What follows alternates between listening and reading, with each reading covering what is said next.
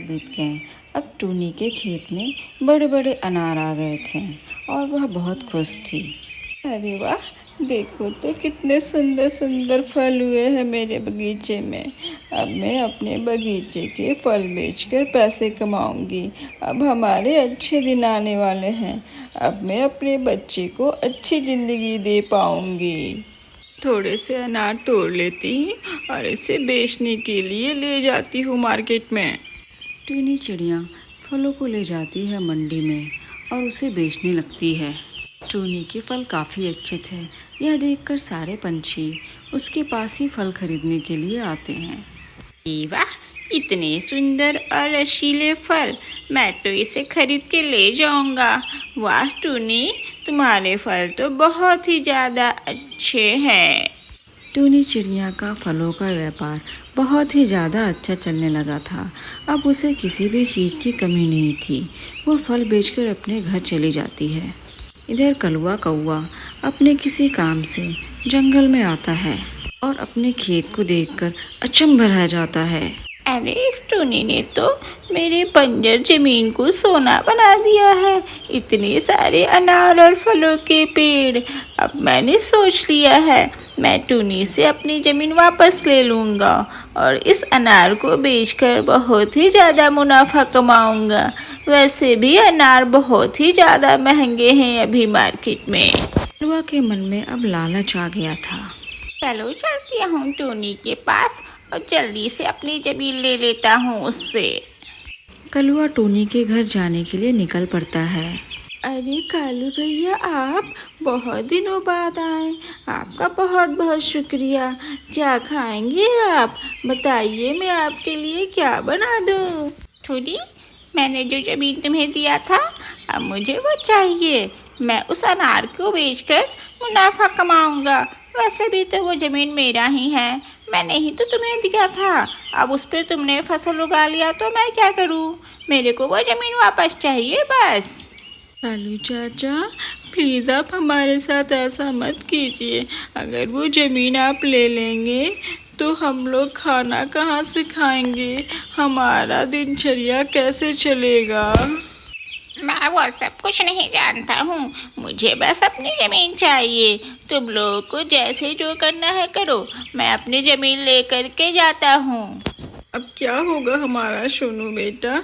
मैंने इतनी मेहनत करके उस ज़मीन पर इतने सारे बाग उगाए थे, इतने सारे फलों के पेड़ लगाए थे, दिन रात मेहनत किया, और अब वो कलवा ज़मीन लेने की बात करता है। अब क्या होगा हमारा?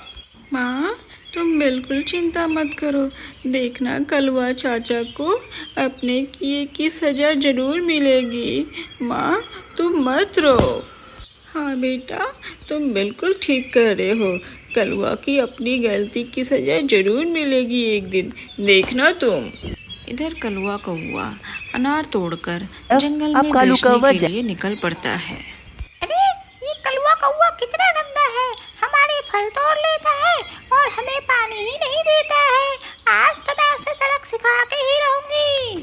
बस बहुत हो गया, अब मैं उसे अपने फल तोड़ने नहीं दूंगी। उसने उस टूनी बेचारी के साथ गद्दारी किया है। हो, माँ तो तुम ठीक कह रही हो। उसने उस टूनी चिड़िया की साले की मेहनत एक झटके में बर्बाद कर दी और उससे ज़मीन लेकर के, और अब हमारे अनार तोड़कर मार्केट में बेचने जाता है, हमें पानी तक नहीं देता है। टूनी चिड़िया ने हमारी कितनी सेवा की, बच्चों की तरह पाला है हमें। जिस कालू कुछ बच्ची का नहीं पड़ेगा। कलवा फल तोड़ने के लिए अपने बगीचे में आता है। सभी पेड़ बहुत जोर जोर से हिलने लगते हैं कलवा को देख के। अरे, ये क्या हो रहा है?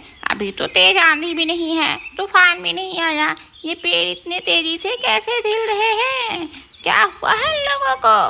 कलवा कौवा, तू चला जा यहाँ से। यह टूनी चिड़िया की बाग है। तू खाली फल तोड़ता है और हमें पानी तक नहीं डालता है। तू निकल यहाँ से, नहीं तो तेरा आज का चुम्बड़ बना देंगे हम लोग सारे। ऐसे कैसे चला जाऊं? ये मेरा बगीचा है। अगर तुम लोगों ने आकर दिखाई तो सारे को कटवा डालूंगा, समझे? कैसे सीधे मुंह मुझे फल ले जाने दे, वरना अभी के अभी मैं कुल्हाड़ी लाऊंगा और सारे को काट डालूंगा। अनार का पेड़ काफी गुस्सा हो जाता है और उसे अपनी डाली से पकड़ लेता है। अरे मुझे छोड़ दो, मैं यहाँ से गिरा तो मर जाऊंगा। मैं छोड़ दूंगा इस बाग को, बट मुझे छोड़ दो, छोड़ दो, छोड़ दो। कलवा, ये बगीचा टूनी का है, उसे जाकर दे, नहीं तो मार डालूंगा। कलवा वहाँ से अपनी जान बचाकर भागता है। नहीं, तू उस बगीचे को रख ले, मुझे नहीं चाहिए। तुमने बहुत मेहनत की है ना, मुझे सिर्फ उसके पैसे दे दे, मैं अपने गांव चला जाऊंगा। धन्यवाद कालू भैया, मैं उस ज़मीन के आपको डबल पैसे दे देती हूँ। आपका बहुत बहुत शुक्रिया। कलवा वहाँ से पैसे लेकर अपने गांव चला जाता है। टूनी चिड़िया अपने बाग आती है और फलों को देखकर काफ़ी खुश हो जाती है और अब सोचती है कि अब मैं अपनी ज़िंदगी आराम से काट सकूँगी।